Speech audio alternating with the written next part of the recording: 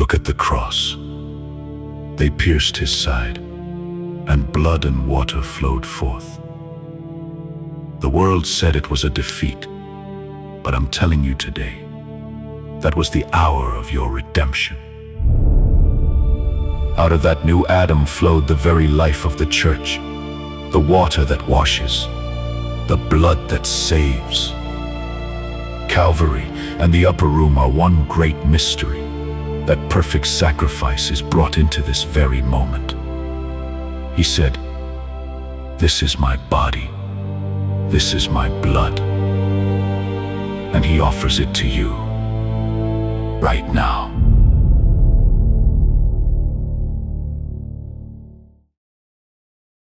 ഈശോ മിശിഹായിക്ക് സ്തുതിയായിരിക്കട്ടെ.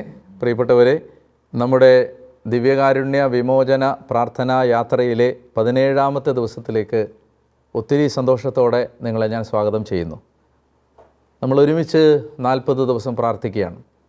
നമ്മൾ ഈ ആമുഖ എപ്പിസോഡിൽ ആദ്യം ഞാൻ പറഞ്ഞതുപോലെ അതിശക്തമായ ഒരു ആത്മീയ മുന്നേറ്റം, നമ്മുടെ കുടുംബങ്ങളിൽ അതിശക്തമായ ഒരു വിമോചനം സംഭവിക്കുന്നതിന് ഈ ചിട്ടയായ നിരന്തരമായ പ്രാർത്ഥന നമ്മളെ സഹായിക്കും. അതുകൊണ്ട് എവിടെയെങ്കിലും നിങ്ങൾക്കൊരു മടുപ്പ് വന്നിട്ടുണ്ടെങ്കിൽ അത് ഇന്ന് കൂടുതൽ പ്രാർത്ഥിച്ച് ശക്തി പ്രാപിച്ച് മുന്നോട്ട് പോകണമെന്ന് ഞാൻ ഓർമ്മിപ്പിക്കുന്നു.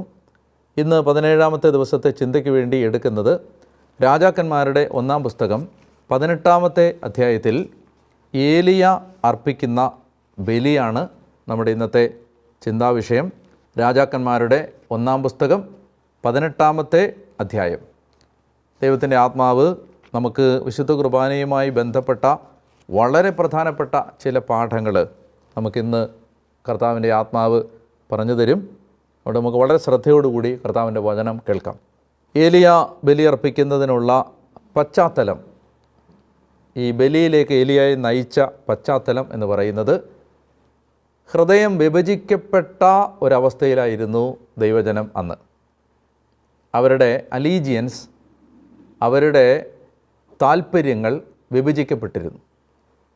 എന്ന് പറഞ്ഞാൽ ഒരേ സമയത്ത് അവർ യഹോവയെയും ആരാധിച്ചിരുന്നു, അതേ സമയത്ത് അവർ അന്നത്തെ കാനാന്യ ദേവനായ ബാലിനെയും ആരാധിച്ചിരുന്നു. ബാലിനെ ആരാധിക്കാൻ ജനത്തിന് പ്രേരണ കൊടുത്തത് അന്നത്തെ ഇസ്രായേലിൻ്റെ രാജാവായിരുന്ന ആഹാബിൻ്റെ പത്നിയായിരുന്ന ജസബൽ എന്ന സീദോന്യ രാജാവിൻ്റെ മകളായ വിജാതീയ സ്ത്രീയാണ്.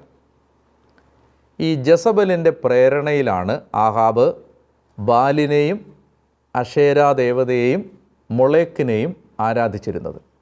ജസബൽ ആഹാബിന് പറഞ്ഞു കൊടുത്തിരുന്നത്, മഴ പെയ്യണമെങ്കിൽ, മഞ്ഞ് വീഴണമെങ്കിൽ ബാലിന് ക്ഷേത്രം പണിയണം.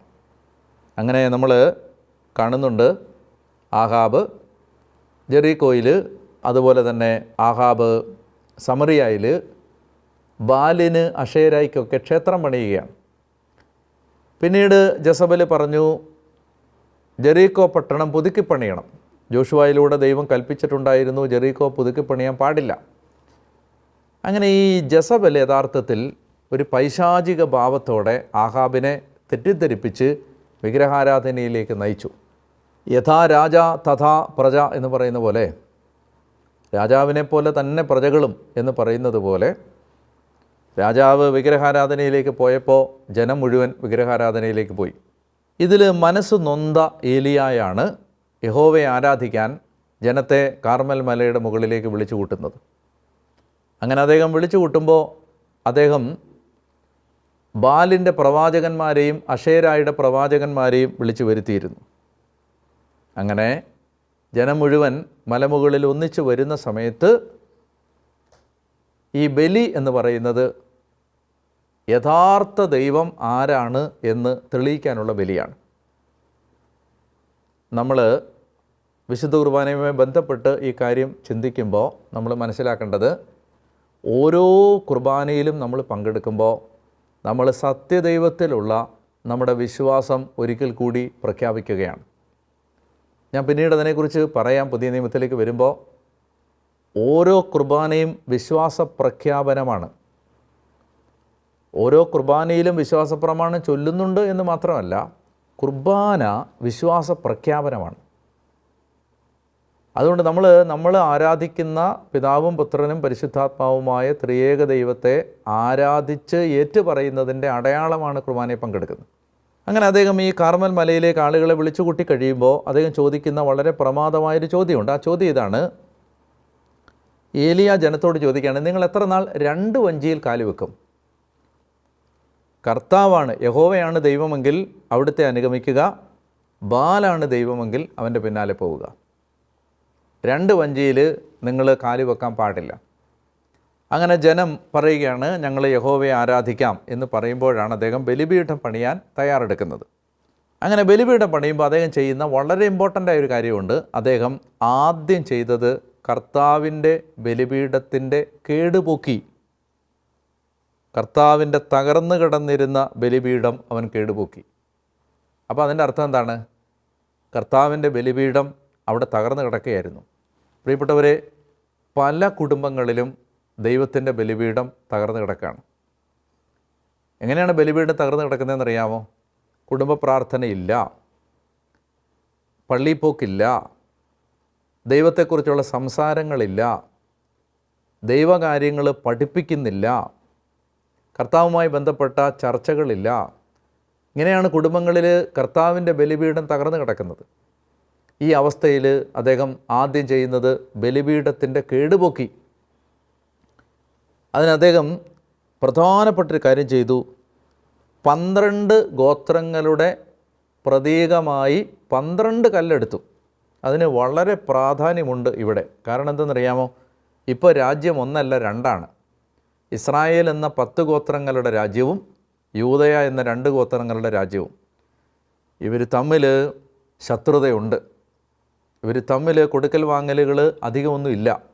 ഏലിയ ചെയ്യുന്നത്, സഹോദരന്മാർ ഭിന്നിച്ച് കഴിയുമ്പോൾ, ഒരേ രക്തത്തിൽ പിറന്നവർ തമ്മിലടിക്കുമ്പോൾ, വൈരാഗ്യത്തിൻ്റെയും വെറുപ്പിൻ്റെയും കുടിപ്പകയുടെയും പ്രതികാരത്തിൻ്റെയും പൈശാചിക ഭാവങ്ങൾ അന്തരീക്ഷത്തിൽ കലിതുള്ളി ആടുന്ന സമയത്ത് അദ്ദേഹം ചെയ്യുന്നത്, അദ്ദേഹം സമാധാനത്തിൻ്റെ, ക്ഷമയുടെ, ഒരുമയുടെ, ഐക്യത്തിൻ്റെ, യോജിപ്പിൻ്റെ അടയാളമായി 12 കല്ലെടുത്ത് ബലിപീഠം പണിയുന്നു.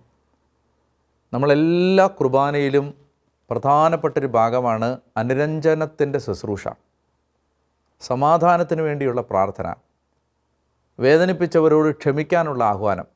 ഈശോ പറഞ്ഞ നമുക്കറിയാവുന്ന വചനമില്ലേ? നീ ബലിയർപ്പിക്കാൻ ബലിപീഠത്തിലേക്ക് പോകുമ്പോൾ നിൻ്റെ സഹോദരന് നിന്നോട് എന്തെങ്കിലും വിരോധമുണ്ടെന്ന് തോന്നിയാൽ ബലിവസ്തു അവിടെ വെച്ചിട്ട് പോയി രമ്യപ്പെട്ടിട്ട് തിരിച്ചു വന്ന് ബലിയർപ്പിക്കുക. അപ്പോൾ അതാണ് ഏലിയ ഇവിടെ ഈ 12 കല്ലുകൾ എടുക്കുന്നതിൻ്റെ പ്രതീകാത്മകമായ വ്യാഖ്യാനം. മൂന്നാമതായിട്ട് ഏലിയ ചെയ്യുന്നത്, അദ്ദേഹം മാനുഷികമായി അവിടെ എന്തെങ്കിലും മനുഷ്യൻ ചെയ്തു എന്ന തോന്നലുണ്ടാക്കുന്ന എല്ലാ കാര്യങ്ങളും നീക്കം ചെയ്യുകയാണ്. അതിന് അദ്ദേഹം ചെയ്തത്, വെള്ളം എടുത്ത് ആ ബലിപീഠം മുഴുവൻ ഒഴിച്ച് വെള്ളം ചാല് ഇങ്ങനെ ഒഴുകി പോകുന്ന വിധത്തിൽ അദ്ദേഹം ബലിപീഠം മുഴുവൻ വെള്ളം ഒഴിച്ച് നനച്ച് കുതിർത്തു. എന്തിനാണ് ഏലി അങ്ങനെ ചെയ്തതെന്നറിയാമോ? ദൈവത്തിൻ്റെ അഗ്നി ഇറങ്ങുമ്പോൾ ആരും പറയാൻ പാടില്ല ഈ തീ തന്നെ കത്തിയതാണ്, ഈ മലമുകളിൽ വിറകൊരഞ്ഞ് കത്തിയതാണ്, കല്ലൊരഞ്ഞ് കത്തിയതാണ് എന്ന് പറയാൻ പാടില്ല. ഇത് ദൈവം തന്നെയാണ് അവിടെ വരുന്നത് എന്ന ആ സൂപ്പർനാച്ചുറലായ ഒരു അനുഭവം ഉണ്ടാവുന്നത് ആളുകൾക്ക് മനസ്സിലാവാൻ വേണ്ടി അദ്ദേഹം വെള്ളം ഒഴിക്കുകയാണ്. ഇത് സൂചിപ്പിക്കുന്നത് ഏലിയായുടെ വിശ്വാസം കൂടിയാണ്.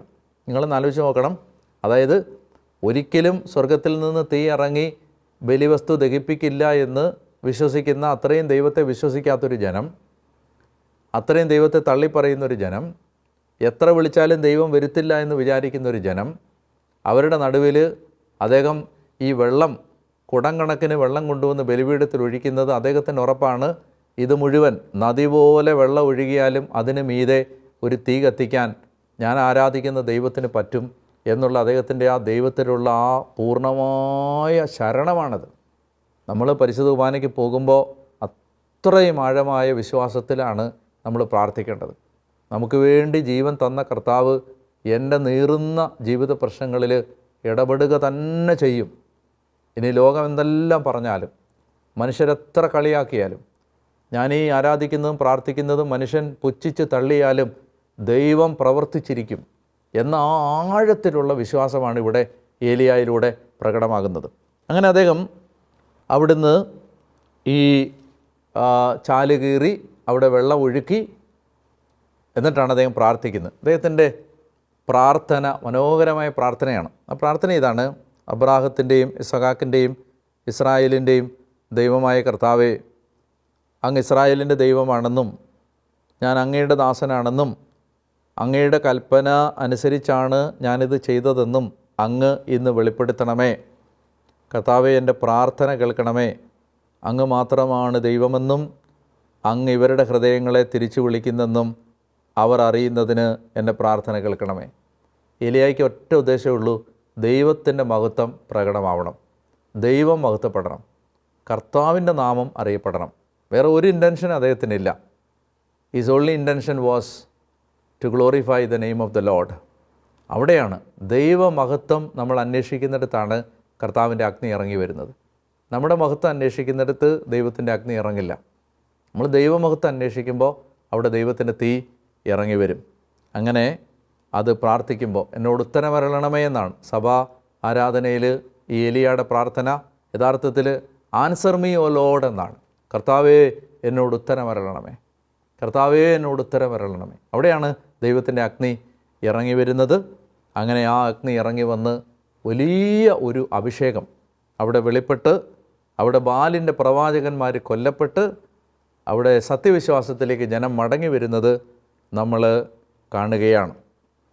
പ്രിയപ്പെട്ടവരെ, നമ്മൾ ഇന്ന് ഏലിയായുടെ ഈ ഭാഗം, ഏലിയ അർപ്പിച്ച ബലി ചിന്തിക്കുമ്പോൾ എനിക്ക് നിങ്ങളോട് പറയാനുള്ളത്, നമ്മൾ കുർബാന അർപ്പണത്തിൽ ശരിക്കും ഈ പരിശുദ്ധാത്മാവിൻ്റെ അഗ്നി തന്നെയാണ് ഇറങ്ങി വരുന്നത്. കുർബാനയിൽ എപ്പിക്ലേസിസ് എന്നൊരു ഭാഗമുണ്ട്. അത് പരിശുദ്ധാത്മ ആവാസത്തിൻ്റെ ഭാഗമാണ്. എല്ലാ ആരാധനാക്രമത്തിലും അതുണ്ട്. ആ സമയത്ത് പരിശുദ്ധാത്മാവ് ഇറങ്ങി വന്ന് ബലിവസ്തുക്കളുടെ മേൽ ആവസിച്ച് അതിനെ ശുദ്ധീകരിക്കുന്ന ആ ഭയാനകമായ ഭയഭക്തിജനകമായ സമയം ശ്രദ്ധയോടെ നിൽക്കാൻ ശുശ്രൂഷകൻ കുർബാനയിൽ ആവശ്യപ്പെടും. ആ സമയത്ത് പരിശുദ്ധാത്മാവ് ഇറങ്ങി വരുന്ന സമയമാണ്. ആ കർത്താവിൻ്റെ അഗ്നി ഇറങ്ങി ബലിവസ്തുക്കളെ സ്പർശിക്കുന്ന സമയമാണ്. നമ്മൾ ആ സമയത്തൊക്കെ ഒത്തിരി പരിശുദ്ധാത്മ അഭിഷേകത്തിന് വേണ്ടി പ്രാർത്ഥിക്കണം. എനിക്ക് നല്ല അനുഭവത്തോടെ പറയാൻ പറ്റും. അതായത് ആ സമയത്ത് നമുക്ക് പ്രകടമായി ദൈവത്തിൻ്റെ ആത്മാവ് വരുന്നത് അനുഭവിക്കാൻ പറ്റും. നമ്മൾ ആ ഹൃദയം തുറന്ന് ആ സമയത്ത് പ്രാർത്ഥിച്ചാൽ. അനേകർ ആ സമയത്ത് ഈ എപ്പിക്ലേസിസിൻ്റെ സമയത്ത് കർത്താവേ, നിൻ്റെ ആത്മാവ് ഇറങ്ങി വരണം എന്ന് പ്രാർത്ഥിക്കുന്ന സമയത്ത് പരിശുദ്ധാത്മാവിൽ നിറയുന്ന അനുഭവം അനേകം പേര് പങ്കുവച്ചിട്ടുണ്ട്. ആ നിമിഷം മുതൽ കുർബാനയിലെ അന്തരീക്ഷം മാറും. അപ്പോൾ അതുകൊണ്ട് അത് നമുക്ക് അത്രയും തീക്ഷ്ണതയോടുകൂടി ബലിയിൽ പങ്കെടുക്കാൻ ഇതൊരു പ്രേരണയാവട്ടെ എന്ന് ഞാൻ പ്രാർത്ഥിക്കുന്നു. ഇന്നത്തെ നമ്മുടെ വെർച്യു എന്ന് പറയുന്നത് ഒരു ഡിജിറ്റൽ ഫാസ്റ്റിംഗ് ആണ്. എന്ന് വെച്ചാൽ സോഷ്യൽ മീഡിയ ഒരു ദിവസത്തേക്ക് നമ്മളൊന്ന് ഉപേക്ഷിക്കാൻ പരിശ്രമിക്കുക. ഒരു ദിവസത്തേക്ക് എന്താണ്, നമ്മൾ മൊബൈലിൻ്റെ ഉപയോഗം കുറയ്ക്കുക. അത്യാവശ്യത്തിന് മാത്രം മൊബൈൽ, അത്യാവശ്യം ഫോൺ അറ്റൻഡ് ചെയ്യാനോ വിളിക്കാനോ മാത്രം ഉപയോഗിക്കുക. മറ്റ് സോഷ്യൽ മീഡിയ പ്ലാറ്റ്ഫോമുകളിലേക്കൊന്നും കയറാതിരിക്കുക.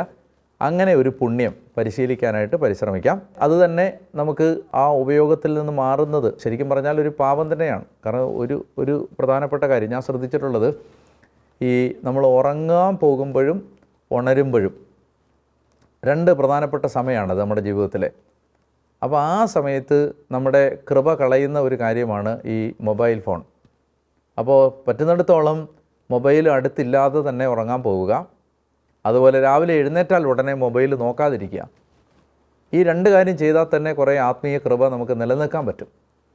എന്തുകൊണ്ടെന്നറിയാമോ? ഇപ്പോൾ രാവിലെ എഴുന്നേറ്റാൽ ഉടനെ തന്നെ ഫോൺ നോക്കരുത്, മറിച്ച് പ്രാർത്ഥിക്കണമെന്ന് പറയുന്നത് രാത്രി സ്വപ്നത്തിലും മറ്റും ദൈവം ഒത്തിരി കാര്യങ്ങൾ സംസാരിച്ചിട്ടുണ്ടാവും. നമ്മൾ രാവിലെ എഴുന്നേറ്റാൽ ഉടനെ തന്നെ മൊബൈൽ നോക്കി ആ കാര്യങ്ങളെല്ലാം നോക്കിയാൽ ആ ദൈവം സംസാരിച്ചതെല്ലാം നമ്മുടെ ഉള്ളിൽ നിന്ന് പോവും. നമ്മളത് ശ്രദ്ധിക്കത്തില്ല. എന്നാൽ നമ്മൾ രാവിലെ എഴുന്നേറ്റിരുന്ന് അല്പസമയം കർത്താവിൻ്റെ മുമ്പിൽ ശാന്തമായിട്ടിരുന്ന് പ്രാർത്ഥിച്ചാൽ തലേന്ന് രാത്രി നിദ്രയിൽ ദൈവം സംസാരിച്ചതൊക്കെ നമുക്ക് വെളിപ്പെട്ട് കിട്ടും. അപ്പോൾ ആ സമയത്ത് വളരെ ഇമ്പോർട്ടൻ്റായ ഒരു സമയമാണത്. അത് നമ്മൾ വളരെ ശ്രദ്ധിക്കണം. അതുപോലെ തന്നെ രാത്രിയിൽ ഉറങ്ങുന്നതിന് മുമ്പ് നമ്മൾ കാണുകയും കേൾക്കുകയും ചെയ്യുന്നത് യഥാർത്ഥത്തിൽ നമ്മുടെ അബോധ മനസ്സിനെ ഒത്തിരി സ്വാധീനിക്കും.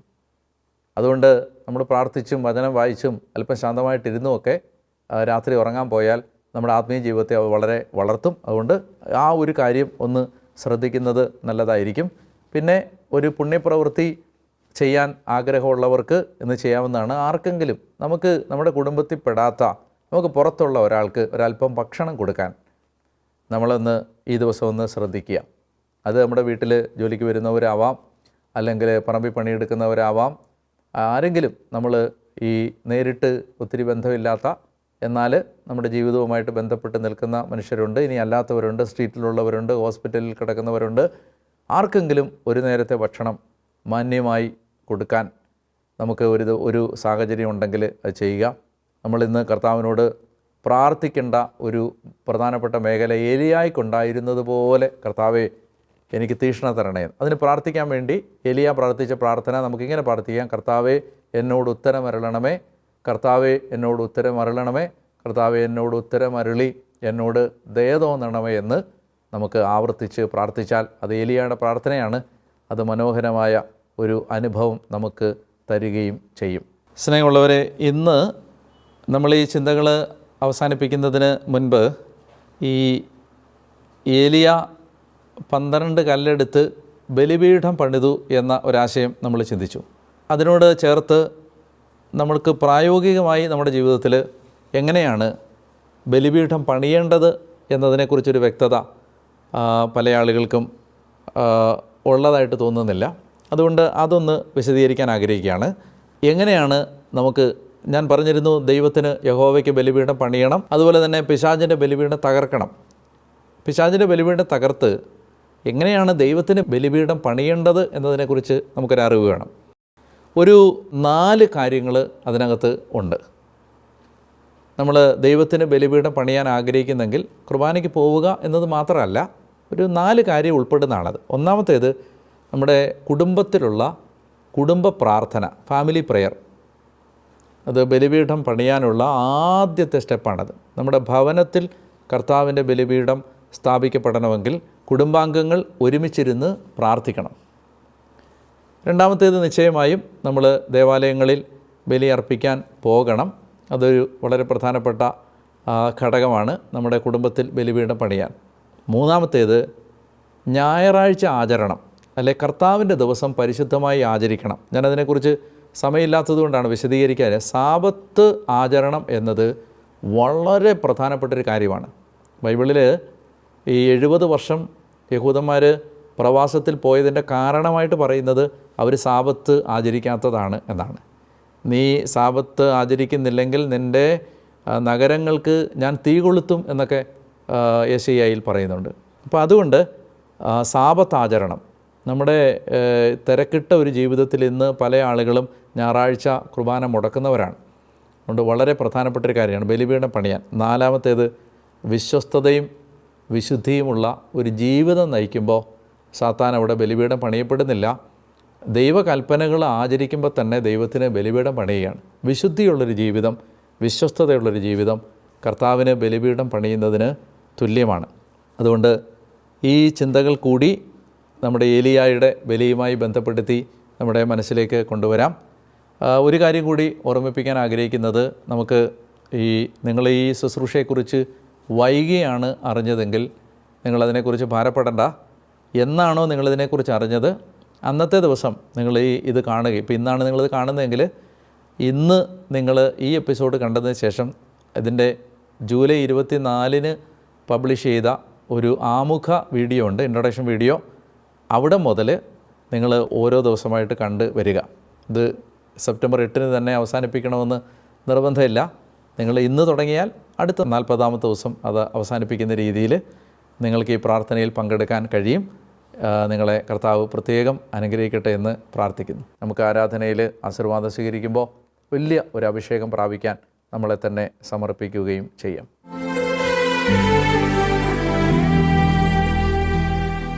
പരിശുദ്ധ പരമാദിവ്യകാരുണ്യേശോയ്ക്ക് നേരവും ആരാധനയും സ്തുതിയും പുകഴ്ചയും ഉണ്ടായിരിക്കട്ടെ. കർത്താവായ ദൈവമേ, ഇന്നത്തെ ആരാധനയിൽ ഞങ്ങളുടെ കുടുംബങ്ങളെല്ലാം ദൈവമേ ഏലിയായെ പോലെ ഒരിക്കലും സത്യദൈവത്തിൽ നിന്ന് ഞങ്ങളുടെ ഹൃദയം മാറിപ്പോകാത്തവരായി, വിഗ്രഹങ്ങളിലേക്ക് ഹൃദയം തിരിയാത്തവരായി, കർത്താവിനെ ഏകാഗ്രതയോടെ സ്നേഹിക്കുന്നവരായി മാറാൻ കർത്താവേ നീ ഞങ്ങളെ സഹായിക്കണമേ എന്ന് പ്രാർത്ഥിക്കുന്നു. ഞങ്ങൾ പിശാചിന് ബലിപീഠം പണിയുന്നവരായി മാറരുതേ. ഞങ്ങൾ കർത്താവിന് ബലിപീഠം പണിയുന്ന, അവിടുത്തെ സ്നേഹിക്കുന്ന വിശ്വസ്തതയുള്ളൊരു ജനമായി നിലനിൽക്കാൻ ഇടയാവണമേ. പ്രത്യേകിച്ച് കർത്താവെ, ഞങ്ങളുടെ തലമുറയുടെ കാലം വരുമ്പോൾ അവർ ദൈവത്തെ തള്ളിപ്പറയുന്നവരായി മാറരുതേ എന്ന് പ്രാർത്ഥിക്കുന്നു. അതുപോലെ തന്നെ ദൈവമേ, ബന്ധങ്ങളിൽ എവിടെയെങ്കിലും പാളിച്ചകളോ വിള്ളലുകളോ വന്നിട്ടുണ്ടെങ്കിൽ, വെറുപ്പിൻ്റെയും വിദ്വേഷത്തിൻ്റെയും പകയുടെയും പ്രതികാരത്തിൻ്റെയും മനസ്സ് ഞങ്ങൾ രൂപപ്പെട്ടിട്ടുണ്ടെങ്കിൽ, കർത്താവ് ഈ സമയത്ത് പ്രാർത്ഥിക്കുന്നു, ഞങ്ങൾക്ക് ഈ ആശീർവാദം അങ്ങ് തരുമ്പോൾ ദൈവമേ, 12 കല്ലെടുത്ത് എലിയ ബലിപീഠം പണിതതുപോലെ എല്ലാവരും ഏകാഗ്ര ഹൃദയത്തോടെ, ഏക മനസ്സോടെ, ഐക്യത്തോടെ കർത്താവെ ഞങ്ങളുടെ ആരാധനകൾ നിർവഹിക്കാനിടയാകത്തക്ക വിധം ഞങ്ങളുടെ ഹൃദയങ്ങളിൽ രൂപപ്പെട്ട എല്ലാ ഭിന്നതയുടെ മതിലുകളും അങ്ങ് തകർക്കണം എന്ന് പ്രാർത്ഥിക്കുന്നു. പ്രത്യേകിച്ച് പരിശുദ്ധ കുർബാനയുമായി ബന്ധപ്പെട്ട് ഞങ്ങളുടെ നാട്ടിൽ ഉണ്ടായിട്ടുള്ള എല്ലാ കലഹങ്ങളും ഭിന്നതകളും അസ്വസ്ഥതകളും കർത്താവെ, അതിന് ഞങ്ങൾ മാപ്പ് ചോദിക്കുന്നു. അതെല്ലാം അങ്ങ് പരിഹരിക്കണമേ എന്ന് പ്രാർത്ഥിക്കുന്നു. പരിശുദ്ധ കുർബാനയുടെ ആശീർവാദം നമുക്ക് സ്വീകരിക്കാം.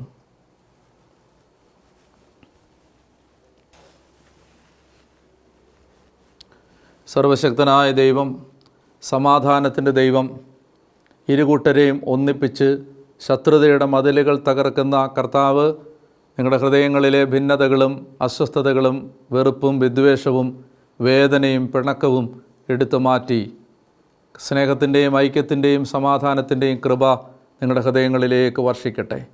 ഏതെങ്കിലും കുടുംബത്തിൽ, ദാമ്പത്യത്തിലോ, മാതാപിതാക്കളും മക്കളും തമ്മിലോ, ഭാര്യ ഭർത്താക്കന്മാർ തമ്മിലോ, സഹോദരങ്ങൾ തമ്മിലോ, അയൽക്കാർ തമ്മിലോ, ഇടവകകളിലോ, കൂട്ടായ്മകളിലോ, ഏതെങ്കിലും ആത്മീയ ഭവനങ്ങളിലോ ഭിന്നതയുടെ വിത്ത് സാത്താൻ വിതച്ചിട്ടുണ്ടെങ്കിൽ യേശുവിൻ്റെ നാമത്തിൽ അത് മാറിപ്പോകട്ടെ.